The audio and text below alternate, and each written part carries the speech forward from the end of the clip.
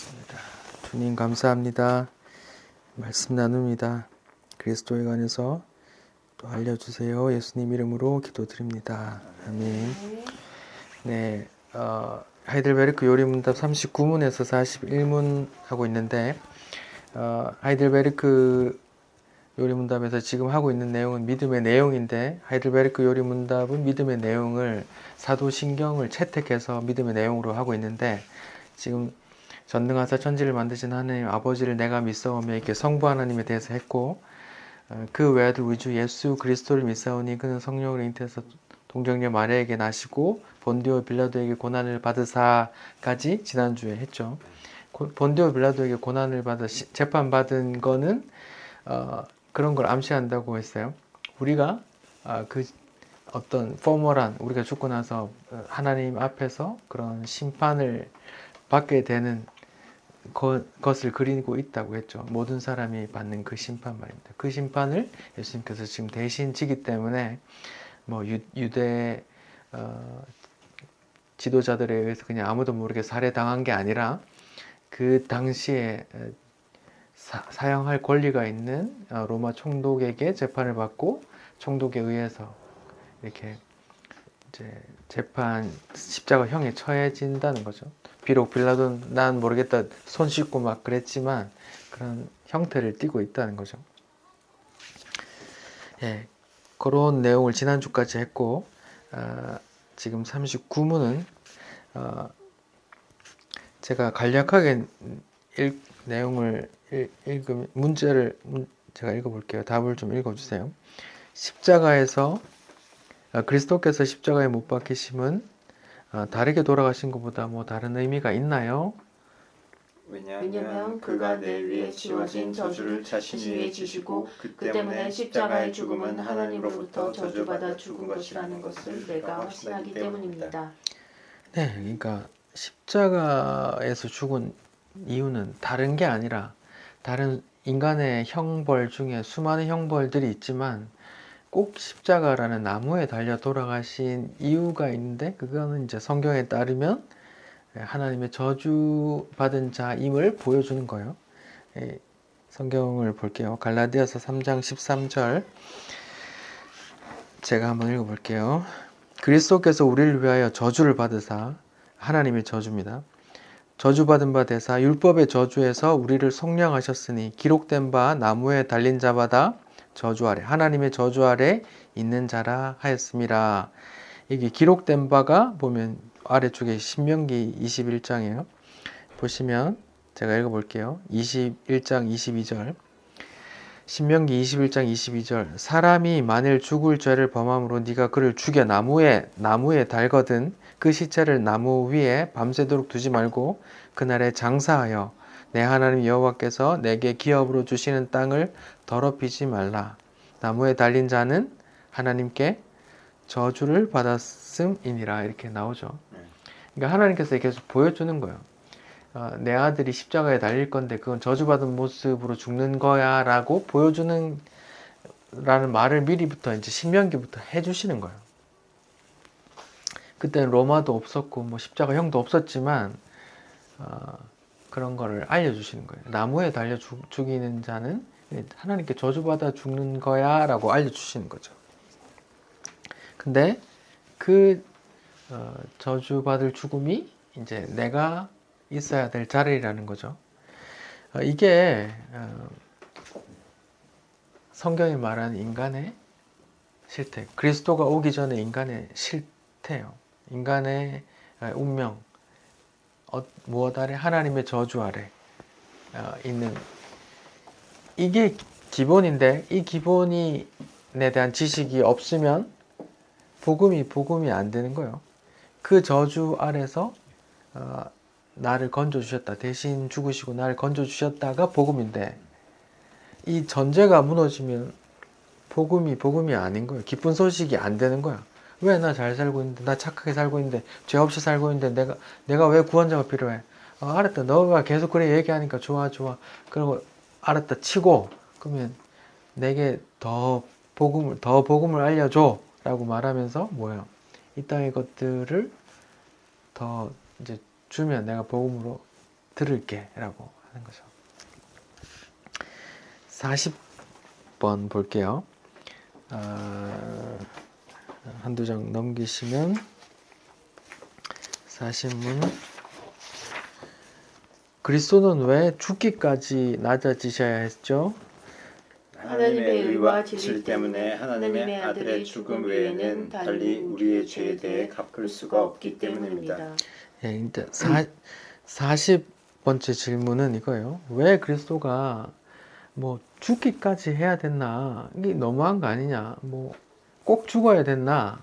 계속 뭐 고난받고 십자가 향해 처하고 했는데 꼭 죽어야 됐나? 이런 질문이에요.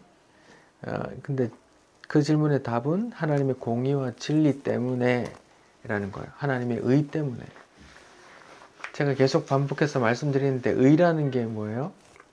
성경에서 말하는 하나님 의는 뭐예요? 나중에 볼 테지만 율법이 요구하는 게 의거든요. 그게 뭐예요? 계속 말씀드리지만 성경에서 말하는 그 의란 하나님과 관계에서 하나님께서 요구하는 것을 다 수용한 상태. 그러니까 하나님과 원만한 관계. 하나님은 창조자시고 나는 피조물로서 하나님께 다 절대적으로 순종하는 그런 상태를 의라 그래요. 그걸 하나님께서 다른 말로는 하나님 보시기에 좋았더라 이렇게 말하고 또 선하다 이렇게 표현하는 거고 성경에서는 의가 그런 상태예요. 근데 그 의 관계가 이제 창세기 어떤 사건 때문에 깨졌잖아요. 하나님께서 하나님께서 만물을 만드시고 에덴 동산에서 이제 놔두셨는데 에덴 동산 중앙에 선악을 알게 하는 나무를 두시면서 말씀하셨죠. 이걸 먹지 마라. 이거 먹으면 정령 죽으리라. 반드시 죽으리라. 이렇게 말씀하셨죠. 그 말씀, 하나님은 자기 말씀, 자기 약속을 헛되게 이렇게 내가 말 잘못했네 이렇게 거두시는 분이 아니야. 본성상 그럴 수 없는 분이죠. 자기가 했던 말을 반드시 이루어서 하늘의 비가 허투루 내려서 그냥 돌아오는 게 아니야. 하늘의 비가 만물을 흘러서 땅에 생명을 주고 다시 내게로 오는 것처럼 내 말도 그냥 땅에 떨어져 없어지는 그런 말씀이 아니야. 하나님의 말씀은 1.1핵이라도 다 이루어진다 그런 표현도 있듯이 창세기 2장 17절의 그 말씀은 하나님의 말씀이죠. 선악을 알게 하는 나무는 먹으면 반드시 죽을 거야 라고 말했는데 그 말을 하나님은 난 그런 말 한 적 없어 라고 하실 수 있는 분이 아니야. 본성상 본인이 창조주시니까. 근데 그걸 어겼죠. 그러니까 의가 깨진 거예요. 하나님께서 요구하는 거 하나 있었는데 그걸 못했죠.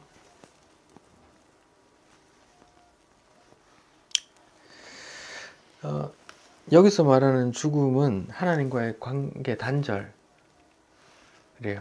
불의, 죽게 되리라 하는 건 불의.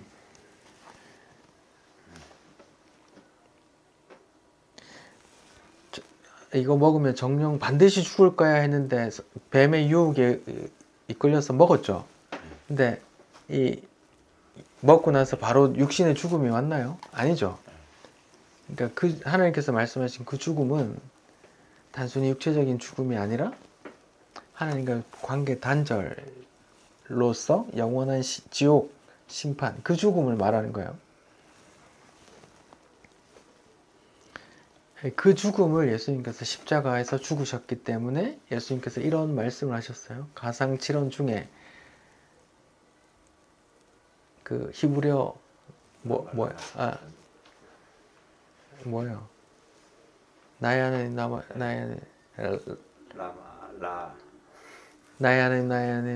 어쩌에 나를 버리셨나이까라고 이렇게 절규하시는 거예요. 그게 십자가형 자체가 저주받은 죽음이기도 하고 하나님께로부터 끊어짐, 그걸 또 다른 말로 죽음, 성경이 말하는 죽음이기 때문에 예수님께서 십자가에서 하나님으로부터 끊어짐의 죽음을 경험하시는 거예요.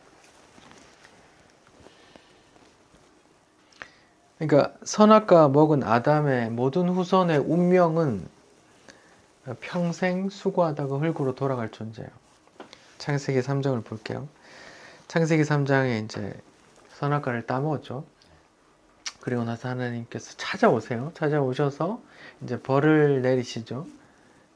여자에게는 임신하는 고통이 클 것이고 남편이 너를 다스리는데 될 것이고 아담에게는 뭐예요? 아담은 네가 평생 수고해야 소산을 먹을 거야. 땅은 너로 인해서 가시덤불과 엉겅퀴를 낼 거야. 너는 얼굴에 땀을 흘려야 먹을 것이야. 그리고 마지막에 뭐야? 창세기 3장 19절에 너는 흙이니 흙으로 돌아가라. 이 말이에요. 짧게 하면 이 말이에요. 선악과 따먹은 인간의 운명은 이런 거예요. 땀 흘려 일하고 수고하고 죽도록 고생하다가 그냥 흙으로 돌아가는 존재가 된 거예요. 이게 하나님의 저주 아래 놓인 인간의 운명이에요. 이 운명의 상태를 알아야 이제 복음도 기쁜 소식이 되고 한데 이걸 잘 몰라요. 이런 절망의 상태, 저주의 상태 가운데서 하나님께서 또 먼저 창세기 3장 15절에 원시복음이라고 부르는데 복음을 들려주세요. 들려주시는데 뭐라고? 내가 하나님이요. 내가 너로 뱀이에요. 너로 여자와 원수가 되게 하고 네 후손, 뱀의 후손도 여자의 후손과 원수가 되게 할 거야. 여자의 후손은 네 머리를 상하게 할 것이고 너는 그의 발꿈치를 상하게 할 것이야 라고 복음을 주세요. 그러니까 여자의 후손이 나와서 그 뱀의 머리를 깨고 우리 모두에게 구원을 줄 거야 라는 그런 소망을 주세요. 그러니까 하나님께서 저주 아래 놓인 인생들에게 어떤 소망을 던져주시는 거예요. 근데 하나님은 자기의 말을 이렇게 나 그런 말 한 적 없어라고 말할 수 없는 분이기 때문에 그 말을 계속 이루어 가시는 분이시죠. 여기 보면 이제 여자의 후손이라고 나오는데 다른 사람 말하는 거 아니에요? 예수만 말하는 거예요. 근데 왜 여자의 후손이라고 하냐면 왜 여자의 후손이라고 하겠어요? 나머지는 다 남자의 후손. 씨를 받았어요. 맞아. 여자의 후손은 그 남자의 씨를 받지 않은 그 성령으로 잉태한 존재를 말하는 거예요. 그런 생각 안 해봤네. 그 남자의 씨를 받아 태어나면 이게 죄를 갖고 태어나기 때문에 그래요.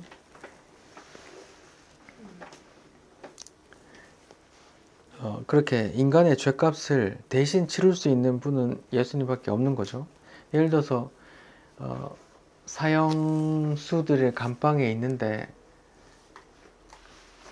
A라는 사람, B라는 사람 그 안에 다 있는데 A가 사형날이 됐는데 B가 간수에게 이렇게 말하는 거죠.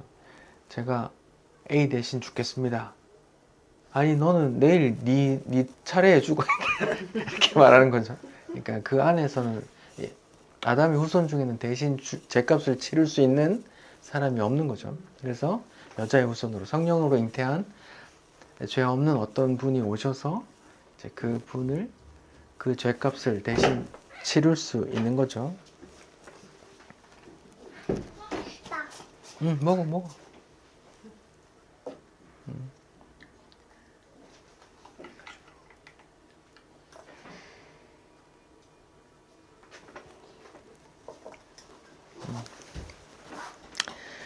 때까지 치를 수 있는 거죠.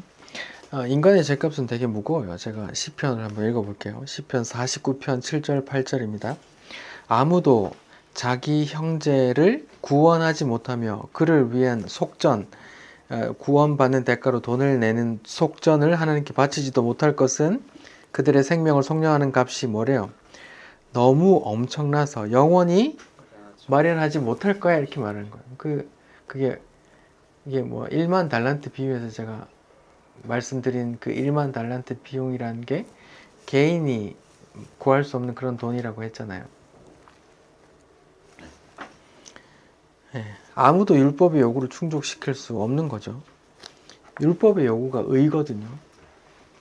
율법의 요구를 어떻게 충족시켜요? 한순간도 빠짐없이 그 모든 율법을 다 지키면 의가 되는데 이 모든 하나님. 어, 하나님. 모든 인간 어떤 인간도 율법에서 의로운 인간이 없죠.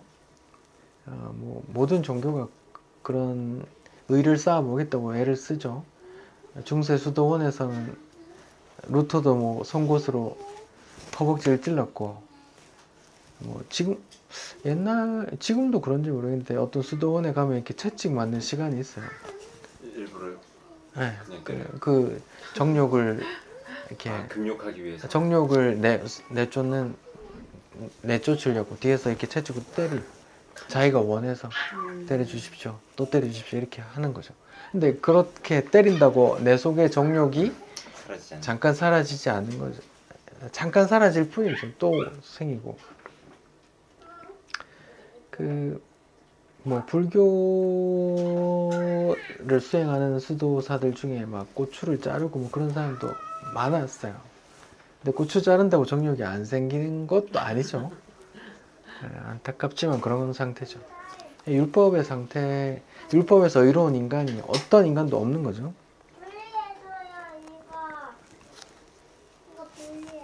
형한테 가봐. 무서운 것 같아. 그렇죠? 네. 충족시킬 수 없는 거죠.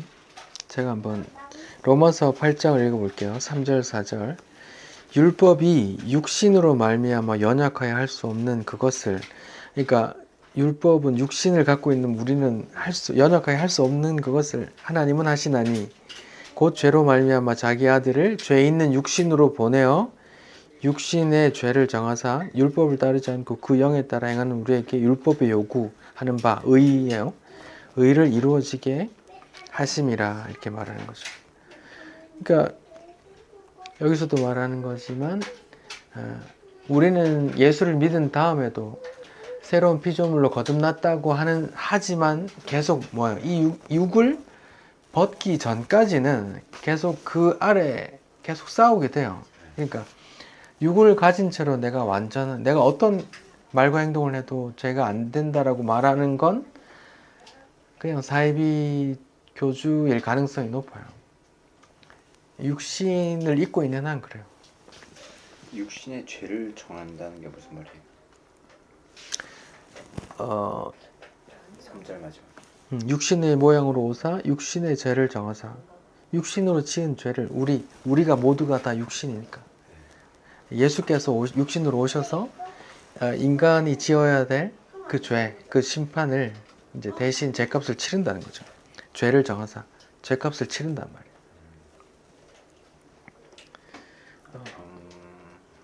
하게 한다고.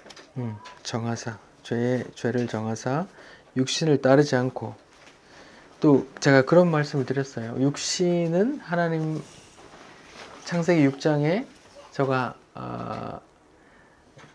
하나님의 아들들이 사람의 딸들을 보고 막 결혼 취하니까 하나님께서 뭐라 그래요? 하나님의 영이 더 이상 머물지 아니하니 그들이 육신이 되는지라 이렇게 하나님과 교통이 단절된 상태, 그리고 하나님의 뜻대로가 아니라 제멋대로 사는 인생을 육신이라고 한다 그랬죠. 로마서 6장 5절 6절대로 계속 읽으면 육신은 하나님을 기쁘시게 할 수도 없고 하나님의 법에 순종할 수도 없다고 나오잖아요. 육신이란 존재가 제 마음대로 사니까, 자기가 왕돼서 사니까, 영을 따라 사는 우리에게 율법의 요구가 이루어지는 건데, 영을 따라 산다는 건 로마서 8장 8장이요? 네, 로마서 8장. 로마서 8장을 제가 좀 더 읽어볼게요.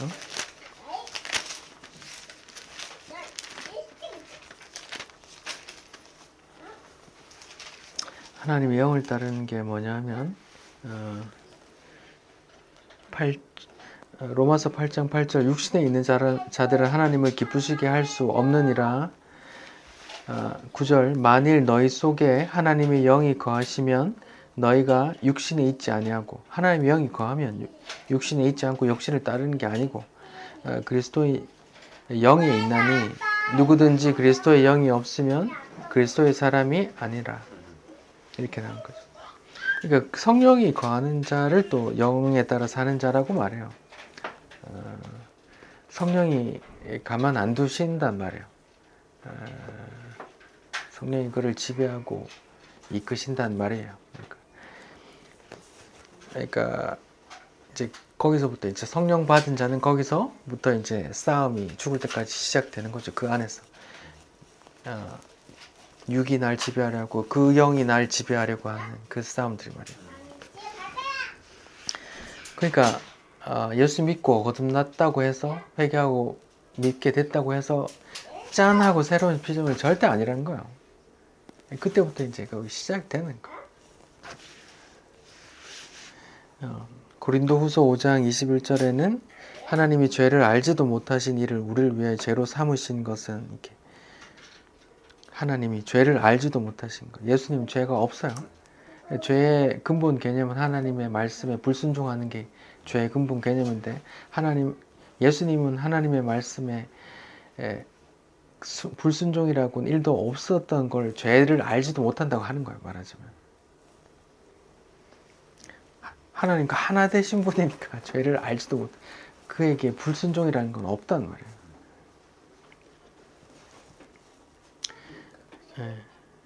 그렇게 삼으신 것은 우리로 하여금 그 안에서 하나님의 의가 되려 하심이라. 이게 이신칭의거든요.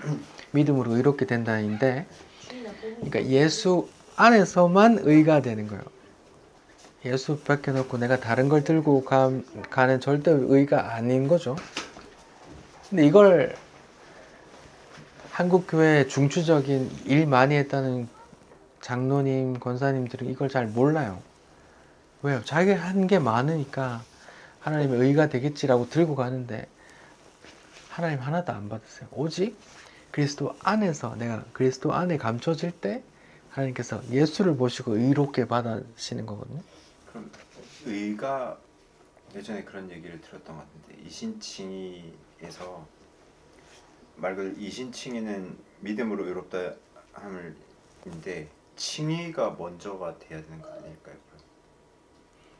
이신칭의, 믿음으로 의롭다 되는 게 아니라 하나님이 어차피 믿음으로 의롭다 되는 건 맞지만 하나님이 먼저 의롭다 칭해준 사람이 그 사람에게 믿음이 나오는 게 아니라. 그렇죠. 하나님의 입장에서는 그렇고, 우리의 입장에서는 믿음으로 이렇게 되는구나. 근데 그게 창세전 언약 가운데, 창세기 3장 15절 그 언약 가운데 있구나. 또 창세 이전에 하나님께서 택한 안에 있구나라고 알아가는 거죠. 근데 우리가 이제 우리 인간의 입장에서는 믿음으로 의롭게 되는구나 하고 알아가는 거고, 하나님 입장에서는 미리 선택해 놓고 그에게 믿음을 주시는 거고, 그런 입장 차이지. 이게 먼저다 의미가 없는 거죠. 예. 자, 41문을 할게요. 41문. 그리스도는 왜 장사 되셨습니까? 장사라는 게 장례 절차를 말하는 거예요. 그리스도는 왜 장사 되셨습니까? 그가 참으로 죽으셨음을 확증하기 위해서입니다. 예, 그러니까 이게 이제 여기는 왜 묻히셨습니까? 라고 했어요. 예, 왜 묻히셨습니까? 땅에 이제 네. 죽었다고 하고 하는데, 내 땅에 왜 이제 장례 절차를 다 마쳤느냐, 이런 거예요. 그러니까 말하자면 이런 거예요. 십자가에서 죽었어요. 죽은 걸 확인했어. 옆에 찔러서 피 다 쏟았어. 죽었어. 근데 1시간, 2시간 있다가 십자가에서 부활을 했어. 그럼 사람들이 제대로 부활을 했다고 믿을까, 안 믿을까요?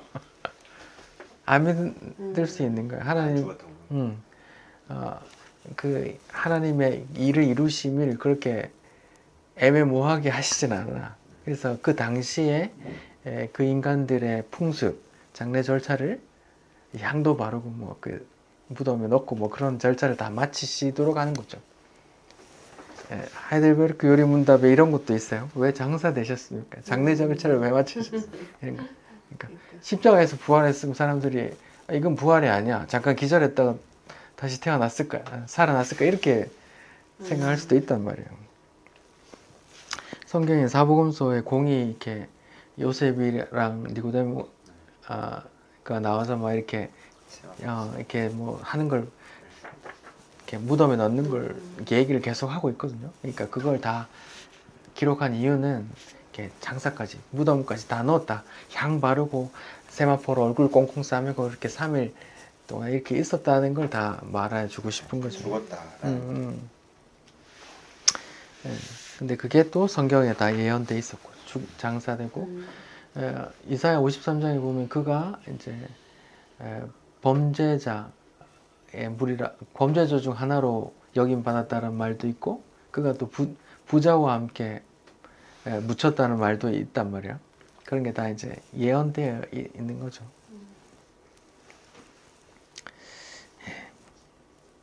마지막으로 히브리서를 볼게요. 히브리서 2장 14절 15절이요. 자녀들은 혈과 육에 속하였으며 우리예요. 우리가 혈과 육이란 이 육신을 입고 있음에 그가 그 혈과 육을 갖고 있는 그 모든 인간의 죄를 대신하기 위해서는 그도 혈과 육으로 오셔야 되는 거예요. 죽음을 통하여 혈과 육을 가진 모든 인간이 하나님의 저주 아래 있는 그 저주를 감당하러 왔으니까 그 몸을 입고 오셔야 되는 거죠. 그래서 죽음을 통하여 죽음의 세력 잡은 자를 마귀를 멸하시며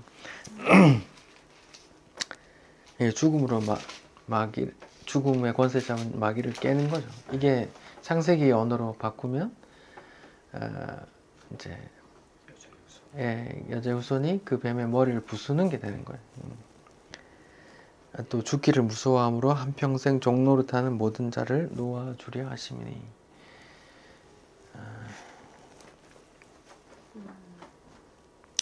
예수께서 이렇게 놓아주러 오셨다. 마귀 권 속에 속해 있었는데 이제 귀신 쫓아내면서 계속 하시는 얘기가 그거잖아요.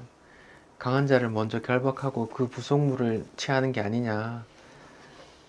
그러니까 우리가 다 인간의 절명이 사단 아래, 사단의 지배 아래 있는데 예수님이 오셔서 사단의 멱살을 쥐고 흔들어서 그 종된 놈들을 내가 빼오는 이야기고 그게 또 아브라함이 롯을 빼오는 이야기죠. 그런 이야기들이 계속 반복되는 이야기죠. 무슨 말인지 잘 이해 안 가요. 히브리서 2장 15. 죽기를 무서워함으로. 무슨 보고 있어. 네. 죽기를 무서워함으로 이 죽음을 우리 육신의 죽음으로 생각하면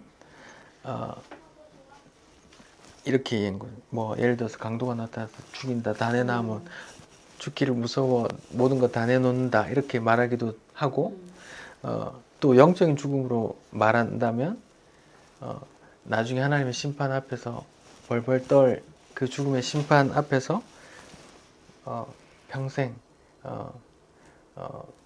마귀의 종로로 타는 그 사람들을 빼내오려고 구원하기 위해서. 그래서 미리 하나님이 예수님이 십자가 못 박혀 죽으실 때 그 죽기를 무서워하는 것까지 하셨다는 말씀입니까? 여기서는 그냥 육신의 죽음이겠죠. 죽기를 무서워라 한평생. 그러니까 한평생이란 말도 이 육신의 인생을 말하는 거잖아요. 한평생 매여 종노릇하는. 그러면 육신에 매여 있는 모든 자들은 다 그러니까요. 죽기를 무서워하는 자들이다. 무서워하는 자들이죠. 그런 얘기인 거죠. 맞죠. 맞죠. 누가 죽기를 안 무서워하겠습니까? 주의 복음을 모르는 모든 인간이 무서워하겠죠. 이제 죽기를 무서워하고 한평생 종노릇하는. 말하자면 사단의 마귀가 죽음이라는 권세로 죽음으로 협박하니까 거기 매여서 이제 계속 종살이 하고 있다 이렇게 보는 거죠. 성경은. 여기서도 또 모든 자들이라고 하니까 성경이 다 그렇죠. 계속 모든 모든 자를 온 세상을 이처럼 사랑하사 이렇겠다. 또 아버지가 내가 들리면 모든 백성을 들어오게. 아버지께 인도하리라는 표현도 쓰고, 그러니까 그 안에는 작정이 있는 거죠. 하나님의 작정된 모든 수 이런 거죠. 이렇게 오해하게 쓰여 있어요.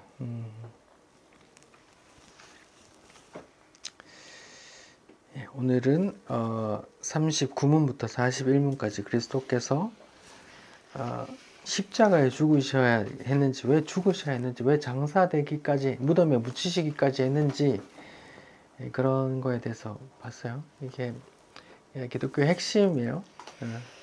핵심이에요. 예수께서 죽으시는 장면이니까. 이제 핵심, 요약하면 이거예요. 인간은 저주 아래, 모든 인간은 하나님의 저주 아래 있다. 근데 거기서 복음이 들려왔는데, 그 복음은, 기쁜 소식은 그 저주를 대신 지고 갈 저줄 흑기사가 오셨다. 그게 우리에게 복음이 되는 거죠. 그것은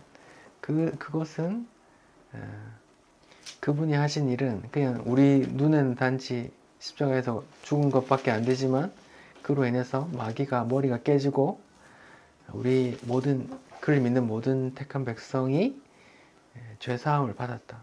죄사함이라는 게 눈에 보이는 게 아니라서 그런 거예요. 그래서 그 나라, 보이지 않는 하나님의 경륜에 관한 이야기니까.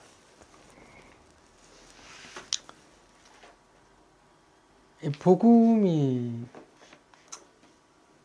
오늘날 이렇게 번창한 도시 문명 속에 있는 인간들에게 다가가지 못하는 것 중에 하나가 이 복음의 전제, 인간이 저주 아래 놓여 있다라는 걸 쉽게 이렇게 깨닫지 못하기 때문에요. 왜냐하면 모든 문명이 이렇게 잘 돼 있거든요. 뭐 부족한 게 없고, 돈이 있으면 뭐든지 할 수 있고, 지금 뭐 우주 여행을 갈 판인데 지금 자꾸 뭐 그런 소리 하냐. 하나님의 저주다. 하나님께서 축복해서 지금 이 모든 문명이 나온 거 아니야. 하나님께서 계속 대를 이어서 계속 점점 더 축복해 주셔서 우리가 이렇게 잘 사는 거 아니야. 이런 생각이 깔려있기 때문에 창세기 아담 때나 지금 수천 년이 지난 오늘날이나 하나님의 저주 아래 있다는 게 안 받아들여지는 거예요. 너무 평안하니까.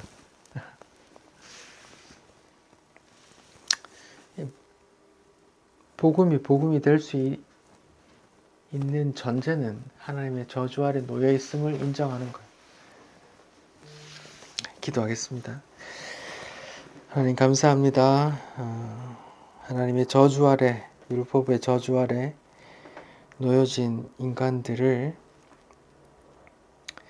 구원할 흑기사, 구원자 그리스도를 보내주셔서 감사합니다. 우리의 죄사함이, 하나님의 진노도 보이지 않고 우리의 죄사함도 보이지 않지만, 우리는 성경을 통해서, 말씀을 통해서 보이지 않는 그런 것들을 보게 됩니다. 이 얼마나 감사한지요, 주님. 그 소망 붙들고 예수 안에서 살면서 또 온 세상에 그 주를, 또 하나님을 드러내게 도와주십시오. 감사합니다. 예수님 이름으로 기도드립니다. 아멘. 아멘.